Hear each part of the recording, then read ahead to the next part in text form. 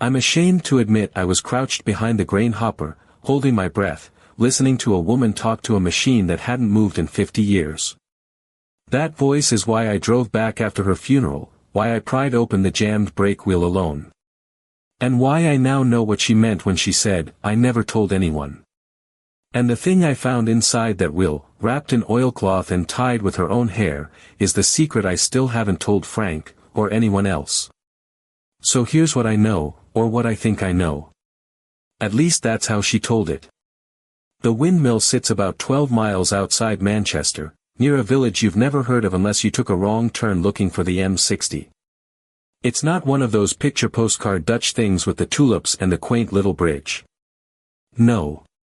This one's a tower mill, brick, 3 stories, built 1857 according to the plaque that's been bolted to the side since before anyone alive can remember. The cap's rotten, the sails are gone, and the wooden gears inside have been frozen solid since 1974. That's the year the brake wheel seized and nobody bothered to fix it because by then nobody needed windmills anymore. But the woman who owned it, she never sold it. Her name was Marion Cox. She died last spring, 83 years old, and the property went to her nephew, a man named Frank who lives in Sale and works in commercial insurance. Frank called the museum where I volunteer because he had no idea what to do with a broken windmill and someone at the pub told him we take old machinery. So I drove out with Tom, another volunteer, on a Tuesday morning in October, the kind of morning where the damp gets into your bones before you've even poured your first coffee. Frank met us in the driveway. He was maybe 55, wearing a fleece that looked like it came from a garage sale, holding a set of keys that probably dated back to the 1960s. He didn't want to be there. You could tell. He had that thing people get when they inherit something they don't understand but feel guilty about getting rid of. The windmill was in the back garden, if you could call it a garden. I mean, more like a field that had given up. Nettles up to my hip. A rusted water pump lying on its side. And the windmill, rising out of all that decay like a broken finger pointing at the sky. Frank unlocked the door. It took him 3 tries because the lock was seized and the key had worn down to almost nothing. He said, "I haven't been in here since I was 14, and laughed in a way that meant it wasn't funny. He stayed outside. Said he had calls to make. Tom and I went in alone. The inside smelled like cold stone and old wood and something else. Something sweet, like dried apples, but not quite. The light came through slits in the brickwork, orange because of the weather, and it fell in these long dusty beams across the floor. The gears were massive. I mean, you see pictures in books and you think you understand scale, but you don't. The brake wheel alone was maybe 12 feet across, all oak, all hand-cut. And it hung there in the half-light like something that had been waiting a very long time for someone to notice it was still here. Tom touched the main shaft. He's been doing restoration work for 40 years, knows old iron better than he knows his own children. And he stood there with his hand on that shaft and didn't say anything for a full minute. Then he said, "Well now. Look at this."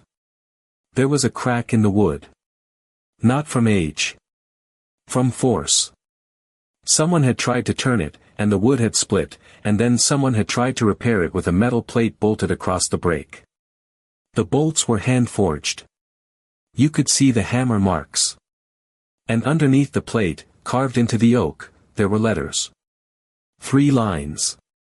Hand-carved, not machine-stamped, and the handwriting was careful, like a man who learned to write in school and took it seriously. W.D.B./March 3rd, 1923/She still turns if you know how. Tom read it out loud, and then he read it again, and then he looked at me and said, "Who's W.D.B.?" I didn't know. I still don't know, fully. But Frank came in when he heard us talking, and he stood in the doorway with his hands in his pockets, and he said, "That would be William. My grandfather. He was the last person who knew how to work this thing." Here's what Frank told us. And I'm piecing it together from what he said and what I found later in the local archives, so take it with whatever salt you want. William David Baxter was born in 1898, worked at the windmill from the age of 12, and by 1923 he was the only man left who understood the wooden gear train. The other millers had died in the war or moved to the cities for factory work. The mill itself was already obsolete by then. Steam was cheaper, more reliable, and the grain merchants didn't want to wait for wind. But William kept the sails turning because the old farmers still brought their wheat. Not because they had to. Because they trusted him. In 1935, a bolt of lightning struck the cap and shattered the brake wheel. The insurance wouldn't cover it. The mill was written off by everyone except William, who spent the next 3 years carving new gear teeth by hand, one at a time, using a template he made from the broken pieces. He worked in the evenings after his shift at the textile mill. He didn't tell anyone he was doing it. His wife later told their daughter that he came home every night covered in sawdust and never said a word about where it came from. But what no one told me that Tuesday morning was that William had hidden something inside those gears, something even he never spoke about. He finished in 1938. The windmill turned again. It turned for exactly 1 more year, until the war started and the government requisitioned the metal parts for scrap. William fought it. He wrote letters. I found copies of them in the local history society, handwritten in that same careful script. He argued that the windmill was a heritage structure, that it fed people during the last war, that it would feed them again. The government sent a man out to inspect it. The man wrote back that the mill was structurally unsound and economically irrelevant. The metal was taken. The sails were pulled down. William never touched the gears again. But he didn't stop coming to the mill. He came every Sunday for the rest of his life. He'd sit on the ground floor, sometimes for hours, just looking at the gears. His daughter said he never seemed sad about it. He'd bring a flask of tea and a piece of bread and he'd sit on a crate he'd made himself, and sometimes he'd talk to the mill like it was a person. That's the part that gets me. She said he'd say things like, "Not today, old girl," or "Next week, maybe." And he meant it. He meant it until the week he died, 1974, sitting on that crate, and his daughter found him with his hand resting on the brake wheel where the crack was. Frank told us all this standing in the doorway, not coming inside, and his voice was flat, like he was reading a report. But I noticed he didn't look at the gears while he talked. Have you ever been told a story so heavy that you couldn't bring yourself to look at the thing it was about? He looked at the floor. And when he finished, he said, "My aunt wanted to restore it.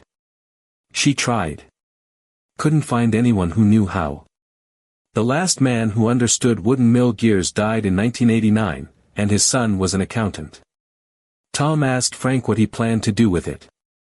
Frank said he'd had an offer from a developer who wanted to convert it into a holiday let. 3 bedrooms, ensuite bathroom, exposed brick, the works. Said it would be charming. Frank said the money was good.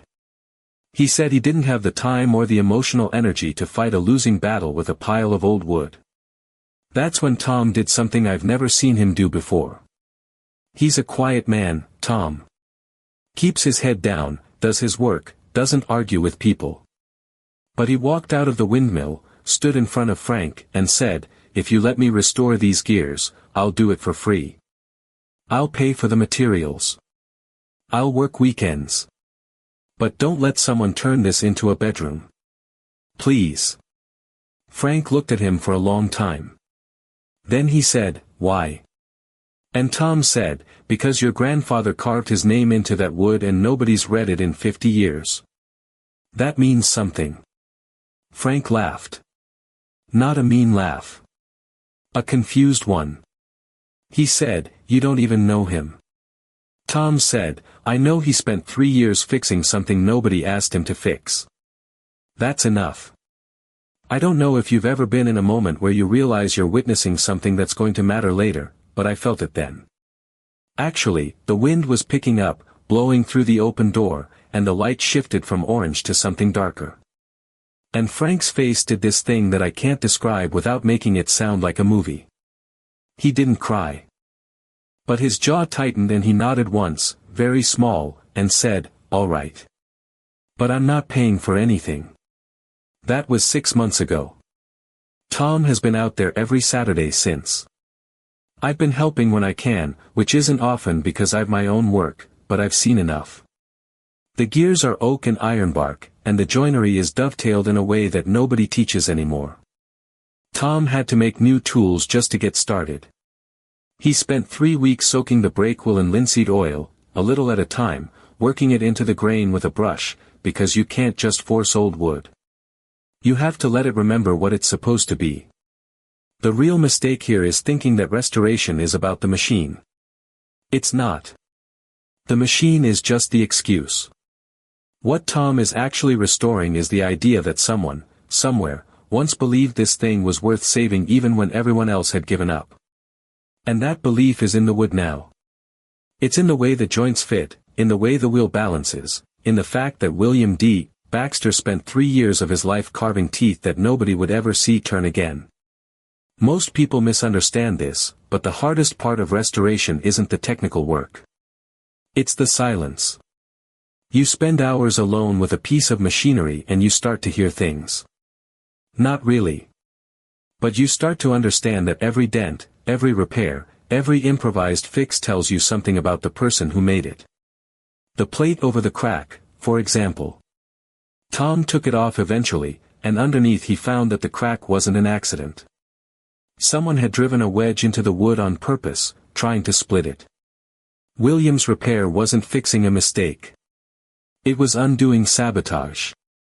We don't know who did it or why. But Frank, when we told him, said, "My grandfather had enemies." And that was all he said. No explanation. No story.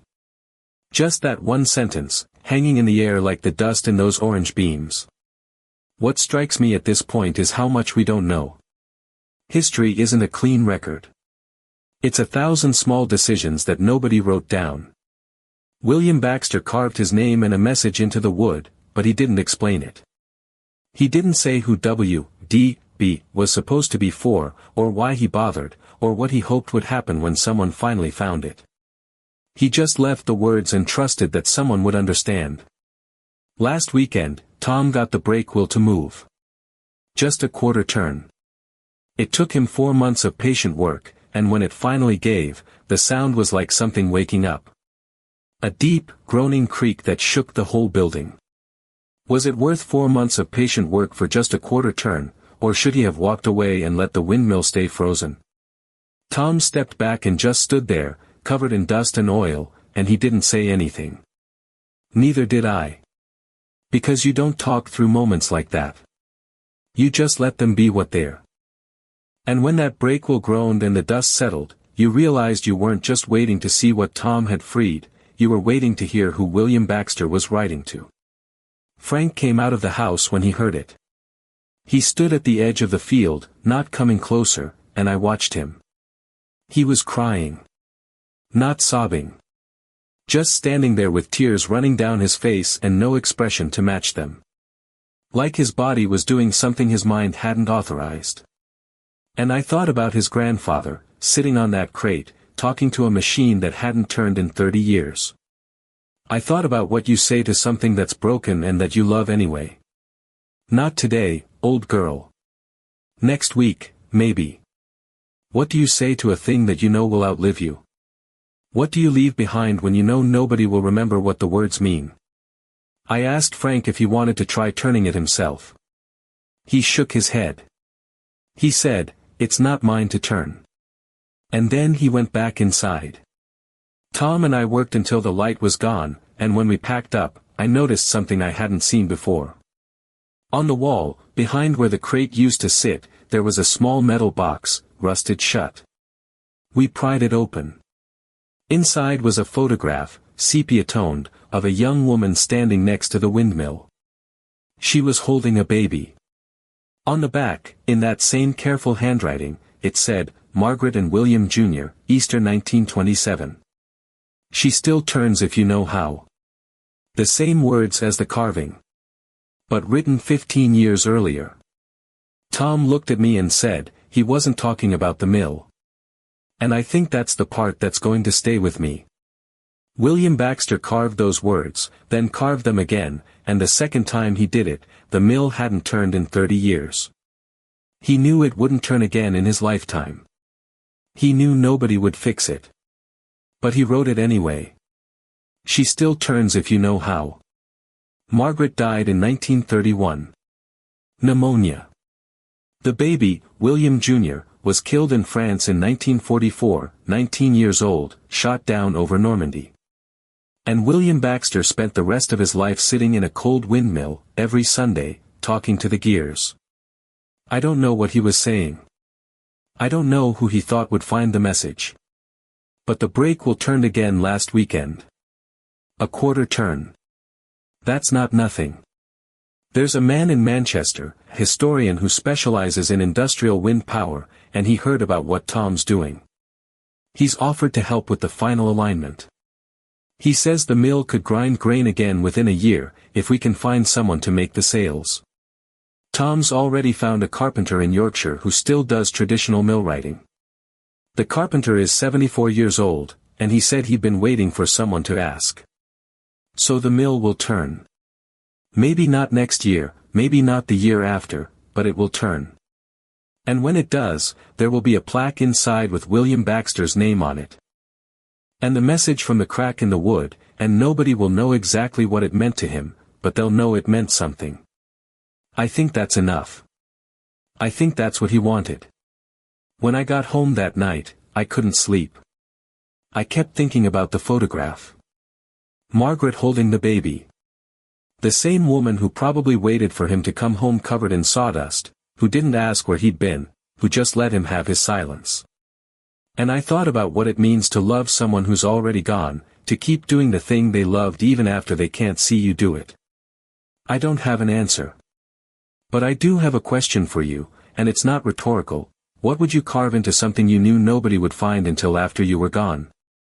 That photograph is sitting on my workbench now. Frank gave it to me. Said he didn't want it, that it made him sad.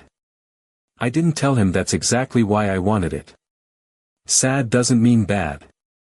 It just means something mattered once, and still matters, even if you can't explain why. The windmill is still standing.